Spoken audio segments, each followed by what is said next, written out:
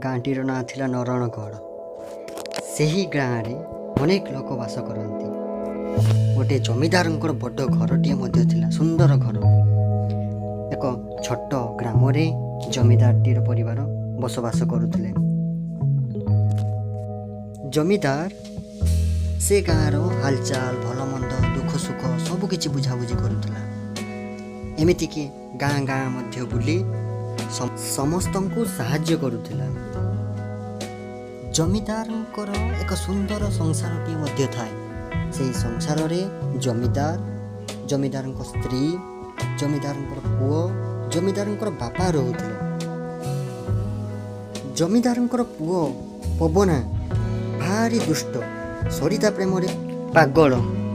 ମନ ଖୋଜୁଥିଲା ଗୋଟେ ପ୍ରେମିକା, ତାକୁ ମିଳିଲା ମନର ନାୟିକା। ପ୍ରେମ ହେଲା ବୋଧେ ହାଏ କିରେ। ପୁଅର ପାଠ ପଢ଼ାରେ ନଥାଏ ମନ, ସବୁବେଳେ ହସ, ମଜା, ଥଟ୍ଟା ଇତ୍ୟାଦିରେ ମନୋନିବେଶ କରେ। ପବନା ସାହୁବାବୁଙ୍କ ଝିଅ ସରିତାକୁ ସ୍ନେହରେ ସାରି ବୋଲି ଡାକେ।